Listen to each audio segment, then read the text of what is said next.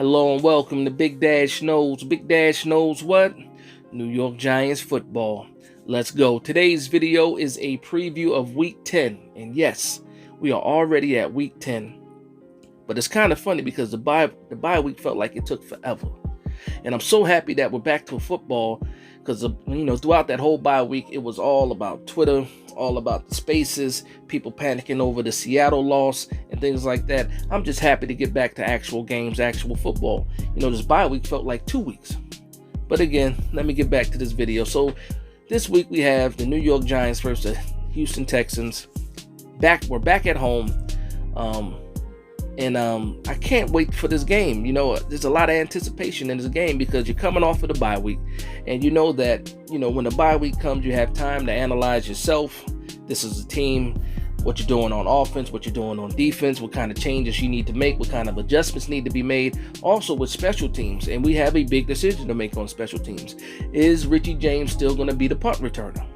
Now, a lot of people are like, hell no, they don't want him back there. And I'm like, you know what? Who else do we have to put back there? And when I said that earlier today in the spaces, my man Either Chosen One from the Shakedown was like, we already got a guy. We got Pimpleton, the guy from Detroit. I'm saying he's still on the practice squad. He's going to get called up. So we'll see what happens. And now hopefully we can see what happens because we saw with Pimpleton, he's known for being a special team guy. So we'll see what happens with that. I'm curious to see what happens with that. But outside of that, just talking about the offense and the defense, I'm curious to see what this offense is going to do. Mike Kafka, what are you going to do? What adjustments are you going to make? What are you going to do about the slow starts? All these are questions that I'm asking, and I need answers for that. And I know he was on the podium today. They asked him a couple of questions about the slow starts, and he's just talking about analyzing, what they do best and seeing what the defense is giving up. Keying on weaknesses, but nobody wants to hear that. I don't want to hear that either. I understand it's just lip service. It's just lip service. I want to know how, and I know I'm not going to get these words, but I plan to see this on Sunday, how we're going to counter the QB spy, how we're going to scheme these wide receivers open. And speaking of wide receivers, Kenny Golladay is probably going to be back this weekend, and I know everybody's like, so what? Who cares? Here's the thing with Kenny Golladay, in my opinion. As long as he's on the field, you can use him as a decoy to help the other wide receivers. Now, that's disrespectful. I know it sounds disrespectful, but also, I think with Kenny Golladay coming off of that injury, I think you run the quick slants. I think that's what he can do right now to still be a viable part of this offense.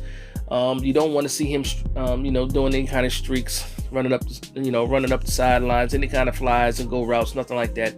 Keep the quick slants. That'll be in his wheelhouse for this week as he's working off of this injury. And I think that if you run the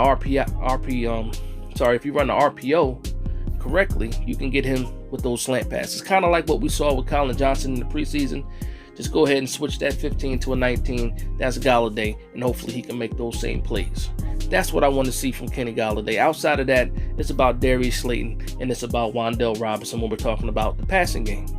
You got to work these packages in for Wan'Dale Robinson. All that intermediate stuff, all the little whip routes, things like that. You got to have Wan'Dale Robinson, get him involved. All the long, all the deep routes, post routes, deep drags, things like that. You want to see Slayton do that. And hopefully, we can change up a few things, scheme a couple guys open and be able to add some versatility, to this offense.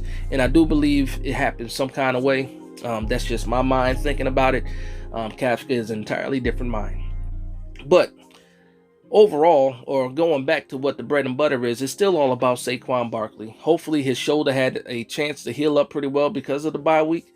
And with that said, I still would like to see the other running backs put in that rotation to help keep Barkley healthy for the long run because we are pushing for a playoff spot. And the last thing we need is to get into the playoffs and be hurt or have a hurt Barkley. So a lot of those short downs, second and shorts, things like that, go ahead and get Brightwell in there. Go ahead and get Breda in there. Somebody that's can run tough.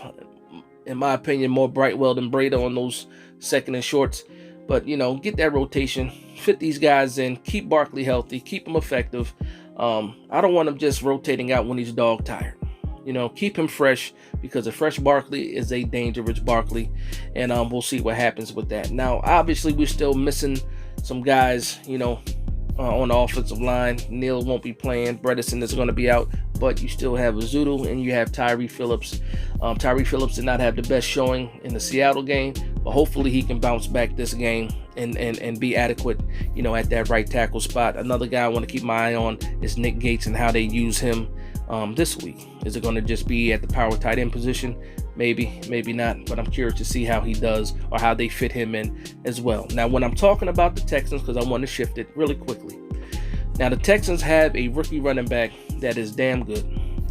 He's a tough runner, a lot of yards, after contact, things like that. But when I'm looking at Davis Mills and I'm looking at Wink Martindale, I'm taking Wink Martindale every time.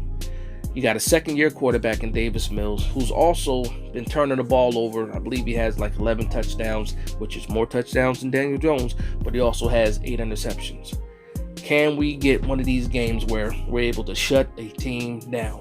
Now, a lot of people say, oh, the Giants got to score 30 points. I'd rather see a dominant 21-0 type game or a 21-7 type game than a game where we win 30-28. Shout out to my man OG. Now, I would rather see that. Everybody's waiting for this statement game from Daniel Jones. I can't say everybody, but a lot of people are waiting for a statement game from Daniel Jones. To me, a statement game is this. Not turning the ball over, being effective going through your progression, taking the chances on some of those deep passes, and completing some of those. That's going to be a dominant game. And as long as we play that role or play it out that way, I think the touchdowns will come. You play smart. You still involve Barkley a lot, heavy doses of Barkley. But when it's time for Daniel Jones to take the team and put it on his back, let him make those plays with his arm down the field. Even if he's not throwing for the touchdown pass, if he gets us down the field with his arm, and then we get into the red zone or the green zone, like Tom Coughlin would say, and we're able to punch it in, with the running game, I'm also fine with that. I'm also very, very fine with that, and I'm pretty sure as long as we're winning games, DJ is going to be happy with that. Let 2023 happens when 2023 gets here, when we're talking about contracts and things like that. But I want to go ahead and get into my prediction for the game. In this game, I think the Giants have a dominant showing on defense. Offense looks better, has a faster start, and I think we win this game 24-10. I think we win this game 24-10. That sounds like a good score to me. 24-10. Giants showing up, dominant on defense. Offense is looking fast, nice fast start, and then we're able to hold them out, for the rest of the game. So Giants 24, Texans 10. That's my prediction going into this game. So at this time, I do want to say, please like, comment, and subscribe. Thank you guys for vibing with me. Thank you guys for, the shares, the love that you're showing on all the other social media platforms. You guys are grabbing these shirts up too, so I appreciate that as well. Put that in the link below. You'll see that actually on the bio page. If you want to cop some t-shirts, some hoodies, some sweaters, things like that, all that stuff is available. But from one Giants fan to another, this is Big Dash Knows Big Blue Nation. Let's go.